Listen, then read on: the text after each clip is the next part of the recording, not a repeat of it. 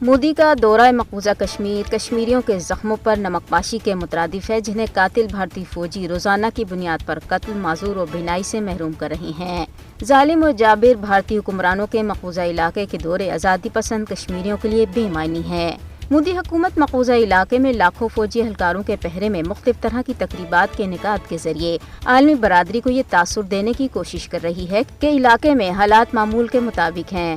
بھارتی وزیر اعظم کے دورے کے موقع پر سخت سیکیورٹی انتظامات کیے گئے ہیں اور علاقہ قلعے کا منظر پیش کر رہا ہے۔ گاڑیوں، مسافروں اور راہگیروں کی بڑے پیمانے پہ تلاشی لی جا رہی ہے۔ پابندیوں کی وجہ سے شہریوں کی مشکلات بڑھ گئی ہیں اور ہر طرف خوف و ہراس کا ماحول ہے۔ بھارتی رہنماؤں کے دوروں سے ہمیشہ سے ہی کشمیریوں کی مشکلات بڑھ جاتی ہیں اور بیجا پابندیوں، تلاشی اور گرفتاریوں سے ان کی بیزاری میں اضافہ ہوتا ہے۔ مودی کے مقبوضہ کشمیر کے دورے کا مقصد محض پروپیگنڈا پھیلانا ہے۔ مودی کا دورہ کشمیر ایک اسموک اسکرین ہے جس کا مقصد مقبوضہ کشمیر میں بھارت کی سنگین انسانی حقوق کی خلاف ورزیوں سے بین الاقوامی توجہ ہٹانا ہے اور دنیا کو مقبوضہ کشمیر کی حقیقی صورتحال کے بارے میں گمراہ کرنا ہے۔ کشمیری عوام بھارتی وزیر اعظم کو صرف ایک مجرم کے طور پر دیکھتے ہیں۔ مودی کشمیر میں بھارتی جبر کا چہرہ ہے جو علاقے میں RSS کے کشمیر مخالف ایجنڈے کو آگے بڑھانے کی کوشش کر رہا ہے۔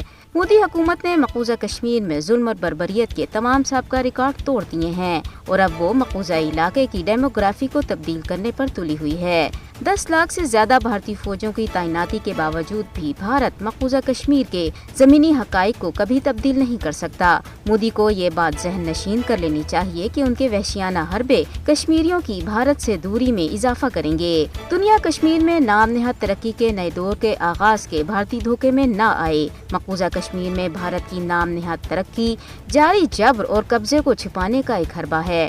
کشمیری امن و ترقی کے خلاف نہیں ہے، تاہم بھارتی غلامی کے توق کو توڑنا ان کا اولین مقصد ہے۔ ترقی نہیں بلکہ اقوام متحدہ کی سرپرستی میں رائے شماری کشمیریوں کا اولین مطالبہ ہے۔